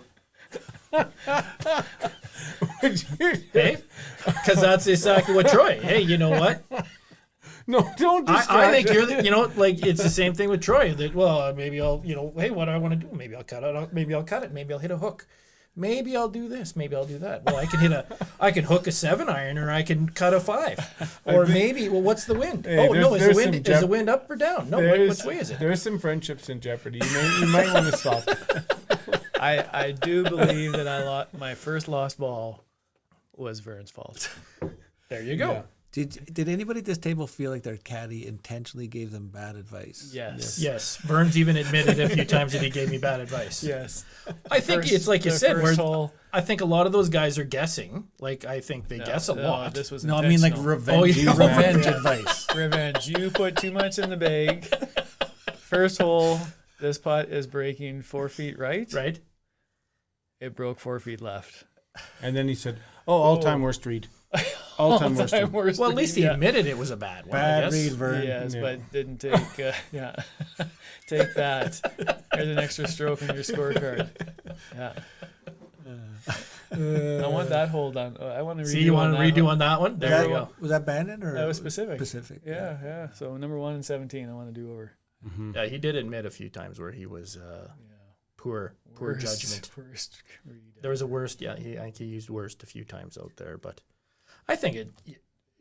I guess they're there to give you a guide, but you don't have to listen to anything they say either, right? So I mean, that's the other. Yeah, but I was asking all the time, yeah. And I didn't need. I just need to. Oh go yeah. ahead. Well, it's like you were saying, like you were trying to be his best friend, where Sure. he's doing a job, right? Yeah. So I'm trying to be like his dad. Yeah. Well, you did at the end. It was like, oh my God, come and I'll feed you, and you were giving him food, and my gosh, it was unbelievable. I've got the heart of a golfer, Steve. True story. Come back to our place. Exactly. Hey, here's my number. Give me a call. Shoot me a text. How is he doing, by the way? I don't know. I haven't connected. Other than I sent him just a thank you when he got the food, when we gave him the food and the wine and stuff. I thought for sure I you liked texted him. Yes. Oh, he's a great. I think he's a fun guy yeah. for sure. Yeah. Like, and if you want some guy to just give you, like, said advice and carry your clubs, that's Sure. At least he had a stupid rangefinder, which we didn't even know until the end that he did. I didn't know Vern didn't have a rangefinder. No, and that's the whole thing. Well, actually, when he walked over and he looked at the sprinkler, and I went, he's giving yardage just based off the sprinkler. Like, these greens are giant. How? Yep. No, and I 100% agree with what Ryan was saying on that for sure. So, but is that calculation any worse than my ability to hit the right yardage? well, and that's where, for me, no. Like that's not Ryan. Like, I mean, because Ryan hits it longer and shorter and higher. And Ryan practices in his unique game. Ryan practices about 9,000% more than I do. So I believe he has better control. Where to me, if you came up and said 160, I'm probably between 150 and 170. So it's in there somewhere. So exact numbers are great, and if I hit it well, I might hit that number 1 out of 10. But other than the other day when I did caddy for you, you screamed at me because you said you're a terrible caddy. It was 125 uphill, and he says, plays about 120. It's into the wind, and he goes, "What do you think?" And I go, "I think you probably need to get it wedged, like to get it there. I think you don't under club. You probably need to get it wedged to make sure." So he hits, and he just blasted on 3, way over the green. And he just looks over. He just like so mad at me. He goes, "Oh, it's way over. That's way over." I go, "What did you hit?" He goes, "I hit a wedge." I go, "Oh, I thought it would be good. I thought that would be okay." And he goes, "Oh no, it was an 8."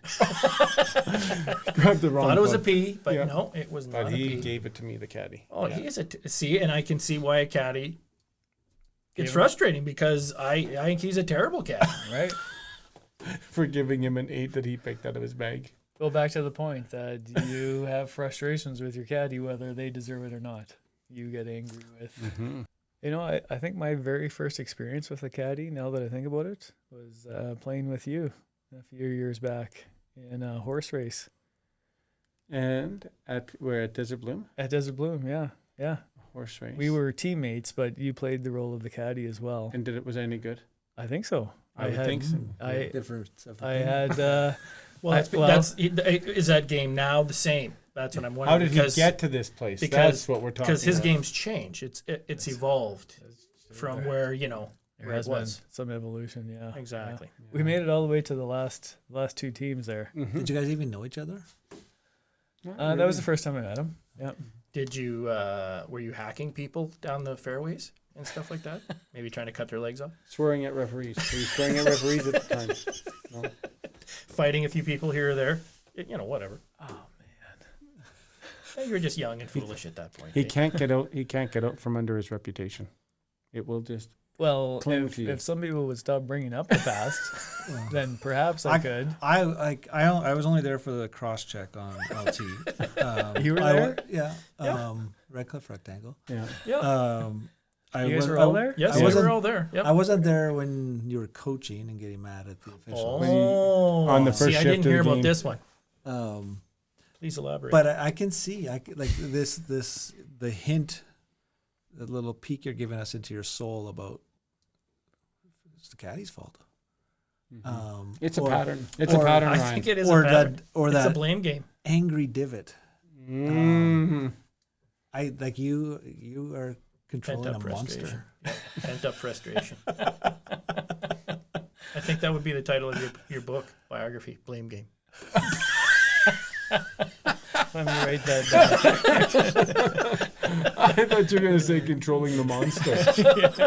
Well, that could be the other text. Chapter 1. Yeah, chapter 1, controlling the monster. Okay, two other Bandon things to cover: food and accommodations. Not memorabilia? Oh, how easy it is to charge things to your account. Yeah. That's How easy, yes. It's beautiful. Yeah. Yeah. It's a great system, yes. Very good. Food I thought was good. Reasonably Prices? priced. Yeah, I thought so. Quality too. was quite good.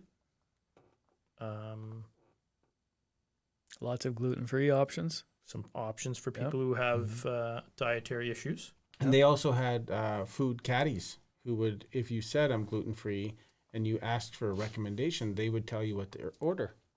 Did you notice that? Like at every restaurant, you said, "What would you recommend?" And you took their recommendation as if they were your food caddy. Yeah, true. Yeah, that's Yes. that's true. Nice. Yeah. You tell me what I should have. And then get mad when your tummy ached after. But We kind of hit every spot, though. We did spend more time at McKee's. Mm-hmm. We had different servers each time, different experiences each time. There's something about the door opening all the time. Oh, when that, what do they yell? Open? No. Door! Door. Oh my gosh. It really frustrated one of us. well, no one else. I'm believed too me. deaf to hear it. But Right. It had a blind two-way swinging door that you needed some precaution, a little bit of a warning. As How about a you're- window? how do we Well, then you could see into the kitchen. So, Mm-hmm. I mean, you don't need that. There's something back there that, general public shouldn't see. So, So, what would you rate the food? well, we had a fantastic meal at Ghost. What was that one Ghost called? Tree Grill. Ghost Tree? Yeah, Yeah, that was really good. That was really I good. thought it was. I don't know. Bart's wasn't ecstatic with Well, his I'm meal. not kind of foodie Bart's is. So Bart's has... Oh, well, yeah. Yeah, but But Bart's, I think, truthfully, I mean, it's steak and potato, which we got is kind of, We shared a steak. yeah, which is pretty, it's kind of hard not to, as long as the quality meat's there and stuff, it's hard to mess that up. Troy's was a little more, because he doesn't eat beef, that's kind of a little bit different. And I do agree, it was kind of bland, but Yeah, I wouldn't have said that I found a meal or a menu item where I went, we have to go back and have that Yeah, again. I I mean, would the be the same. sandwiches were great. Yep. What did we have at the after? Sheep Ranch. Sheep Ranch. Yeah, what was that one? Another favorite That there. was the pastrami. Pastrami and yeah, that sandwich was good. Really good. whatever sandwich. No, we had Thai somewhere too, which was kind of bland. That was The whole- Pacific Dunes. Yes, we had Thai. Oh, I just had a that was sandwich but there. that was kind of, we had the same one. We had the same bowl. Yeah, I just had a sandwich. I had a Yeah. chicken sandwich there. Which Yeah, was the sandwich is probably my favorite Yeah, thing yeah. of the. How about the Bandon protein balls? Anybody else experience I those? did not. Were they, Sweat- they were really my- good? Which were also gluten-free. Oh, were they? Yeah. Nice. Yeah. I thought the ones I had were a bit sweaty. Sweaty balls. I, How as I could said, you? I think the food was fine. So I Moist. wouldn't say it was fantastic. I would say the food's edible. It's good. I would say But it wasn't overpriced. 7 or 8. No, the price was Price good. was good. I would say 7 or 8 out of 10. What did we eat the first night at McKee's? I had that chicken stew or Oh, dumpling stew. That was good. The dumpling was actually, good. Yeah, Yeah, that was I would good. give that a 7.5. Yeah, no, as I said, 7, 8. I think is fair. Like I said, I mean, on average, I did like that steak and stuff was very good. The potatoes and the mushroom and all that was good. But the rest of the stuff was just kind of The wine was good. Wine was good, yeah, Ordered a second 100%. bottle, although I think somebody got the dregs at the. It wasn't there at the end of it. Oh, yeah, there's some sediment. sediment at the end, yeah. Well, and someone got some sediment in their knee from the wine and steak. Whatever. A.K.A. gout. I strained my knee. It's not gout. It's not gout. It is not gout. Okay, accommodations. I thought they were very nice. Yeah, I'd give them a 9.5. Yeah. Big rooms. The Yeah. rooms are massive. Yeah, And very nice. It'd have I been wish nice we to could be have close used to- them a little better. And that's what I Sure. said. We just Or be never really together. used Could them. have been Yeah. like the wilderness. Yeah. Yeah. Yeah, But where I they thought had they were that split. cool. Yeah. Common area. Well, and I think our ghost foursome behind us. Yeah. I think they had Yeah. a room right beside us, and the other two guys had a room Yeah. beside you. Yeah. Like, why couldn't? Yes. I'm wondering that Yeah. too. Yeah. That would have been better. So they messed that up a little. Yeah, I we think could have been so. on the top floor right beside you. Yeah. Yeah, 100%. And that I think that would have changed a lot Mhm. of it too. That we were right Sure. beside each other. Tin Dorts could have had someone to talk to Maybe. at night while everyone else went to bed. So Yeah. stuff like that. Right. Play some Ramsey or something. Right. Yeah. Listen to him snore. Yeah, we My headband's almost on. did not have enough wall space for all of the leaderboard True. Yeah. pages. But they were compared to our rooms in Cresswell, much bigger, probably twice Oh, the size. they were Yeah. huge comparatively. Yeah. Way better. And the shower area. Shower was fantastic. Yes, and the soaps. Love the soaps. I think that was a Beautiful. highlight of my trip. I just actually Loved SP, it. You were just. Unbelievable. We kept going back into the shower. He said, "These It things was smell awesome. so good. How do we?" And they were. Oh, it against was the just wall. awesome. I used every smell. It was just the best. So if you do the trip again, same as the caddy question, do you stay on property or do you save money and go off property? Yeah, I can't imagine not staying on the property. I can imagine going out there without caddies. Mm. Can't imagine not being on the property. I guess here's a question. If you could get on to golf, but you couldn't get into the resort, because that seems to be the problem from what I understand. It's not necessarily... So if you stayed somewhere and you probably drove out there, you could probably get on and play a course. You might not be the one you want to play, but you could probably Right. play every day if you wanted to stay off site. Mm-hmm. So would you do that? I guess question one. Truthfully, if I had the choice where you could just stay whenever you wanted, I would stay there all day long. I'd stay on the resort but if it's going to be, you can't do it for 5 more years because you can't actually get on the resort because you can't get into accommodations, then I would think- certainly look and stay elsewhere and drive in and play. We could test this out. We could just start phoning all the courses at Bandon here right now and just say, hey, you got room for a twosome. And just see how easy it is to get out. Sure, I see what you're saying. And then you would know. Yeah. Right. I'm thinking to the wilderness golf trip as well, and the convenience, but also the setup of the accommodations on site. Yeah. Would be like But I've 30 stayed not far off of Wilderness too, and it's been great. No. No. I think if you're farther away from wilderness, maybe, but if you're not far from wilderness, the idea that you can go out, look at the first tee at wilderness and say, oh, there's like 12 groups ahead of us. We're not going to tee off for an hour. We can go back and We can go back in, have a game of Ramsey, and then Tee off find out 15 minutes later. that there was a scramble. And actually, we do tee off. Yeah, in about 20 seconds. Right yeah. now. Yeah, get on the tee box. So being on site, it for sure adds to the experience. And so I think back to Bandon, being on site and that experience, you would lose something for sure. You would lose. I think you'd lose a lot. And Yeah. I don't think, do you think the accommodations was that much more if you even stayed there as to offsite? Because I think they probably charge quite a... I mean, you could stay in a lesser place for less money, don't get me wrong. But, I mean, to stay in that level of accommodation offsite, you're probably spending more, right? So, to me, it's just that if you could actually get on when you wanted to get on, I think it's quite reasonable, truthfully. Yeah, I would think, like I'm okay with going and having some really good food, a good wrap in cellophane or whatever, or in tinfoil, and eating it out of that. But I'm not going to a high quality restaurant and drinking wine out of a styrofoam cup and plastic fork and knife and a paper plate.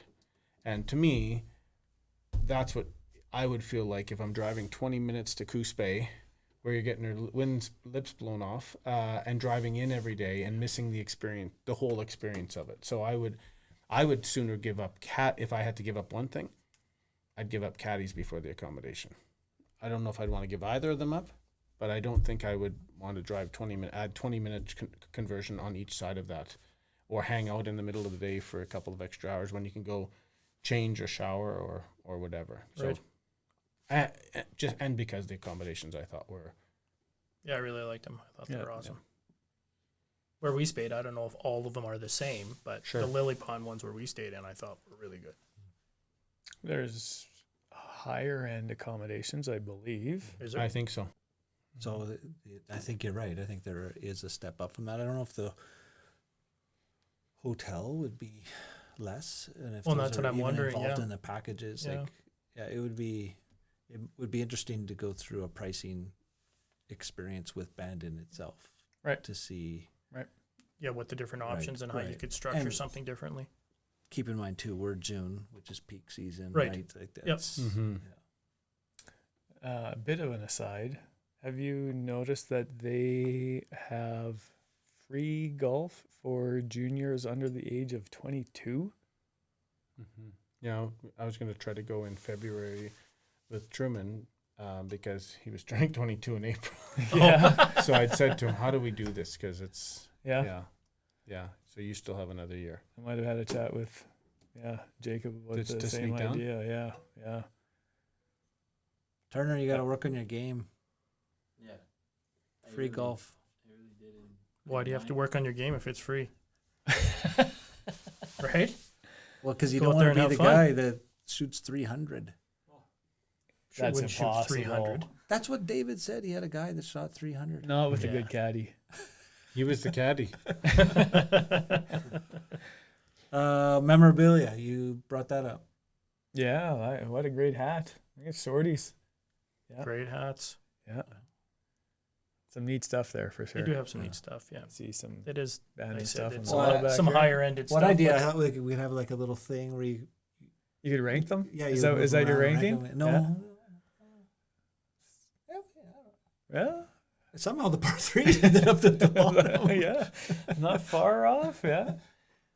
I got mine ranked on my fridge, so yeah. Yeah. You got a flag behind you here too. Yeah.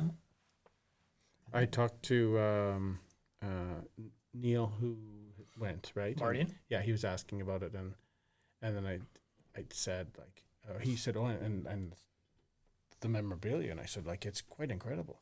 And we, at the same time, we both said, and every course has different stuff. So you can't go to one and say, well, I'll get that hat because it's just got the same, it's the same hat with a different emblem. There are completely different pro shops, which makes them, just such. More unique, for sure, yeah. But they're going to sell more stuff because then it's not the same hat multiple times, too. So, and they're all different brands. All the hats are different brands, too. If you looked at the inside of them, they're all different brand names, so, which is kind of neat. Mm-hmm.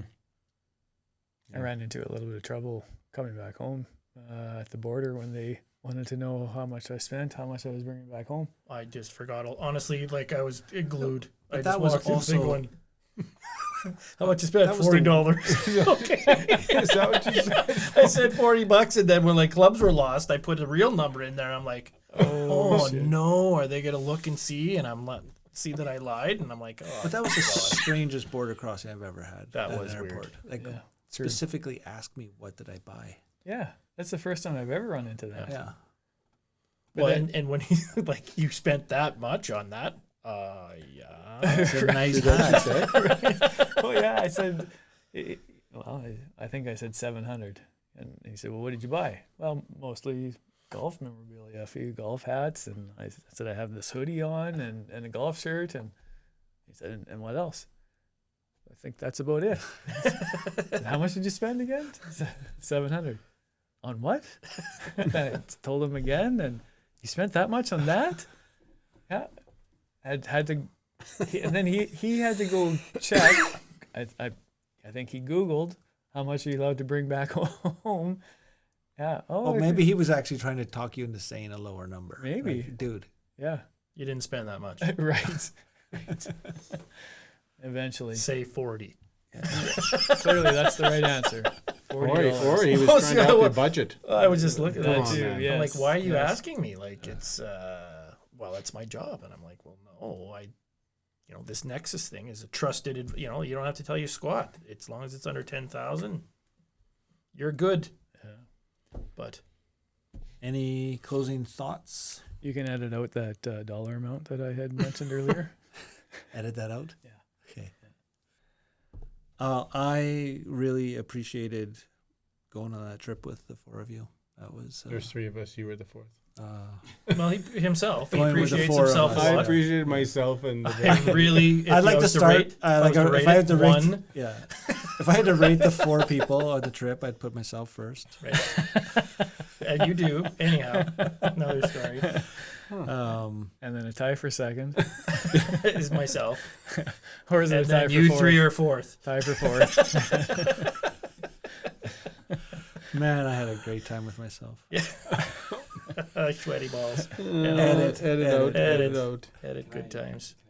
Don't open up that door. Well, that was SP of the second hole at Shorty's. That was Troy every 30 seconds at Desert Going to the bathroom. Bandon Trails for crying out loud. Go Oh to my the bathroom gosh. once. So we never did talk about that. So Vern on Bandon Trails, we had a running bet. How many times Troy goes to the bathroom? And I think he said 11. So what did you end up? Do you recall Why how would many? I count? Why would you count? Because you went. 700. It was a lot. It was. I almost think you made double digits. Well, it you was think a about lot of times, rigged games, though. Like, he could rig that game easy.